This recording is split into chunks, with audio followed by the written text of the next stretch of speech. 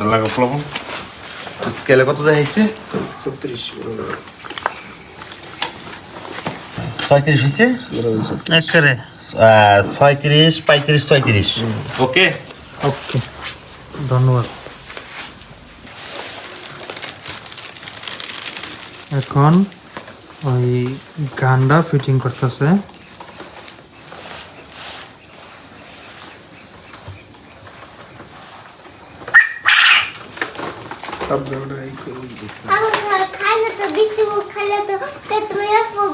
ওকে ওকে এখন খালি ছাগল ধরার হলো তাই তো লবণটা দাও হ্যাঁ ছাগলের কৃত্রিম প্রজননটা দেখেন কেমন করা হচ্ছে বাই করো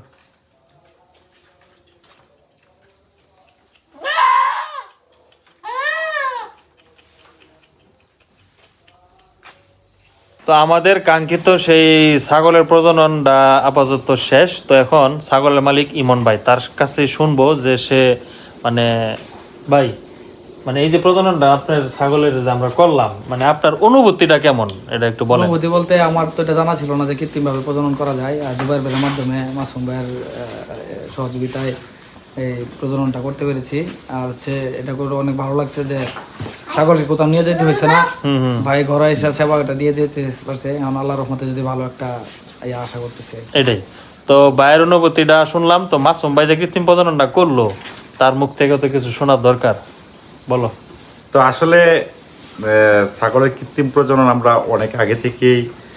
ট্রেনিং করছি বা আমাদেরকে এই জাত উন্নয়নের জন্য কাজ করার জন্য দিক নির্দেশনা দেওয়া হয়েছিল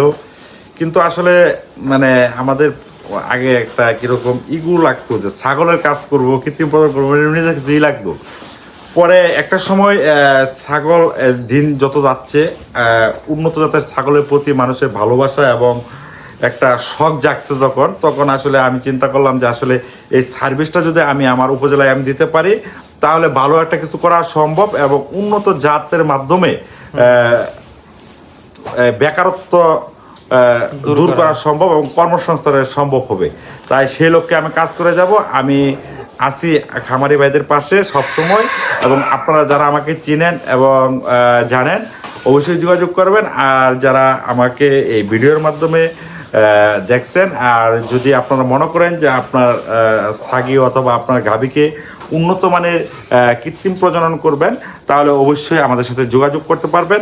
আমাদের ফুলপুর হালুয়াঘাট এবং নকলা তারাকান্দা এই 4টি উপজেলার ভিতরে যে কোনো স্থানে আমরা সেবা দিয়ে থাকি ধন্যবাদ সকলকে আল্লাহ হাফেজ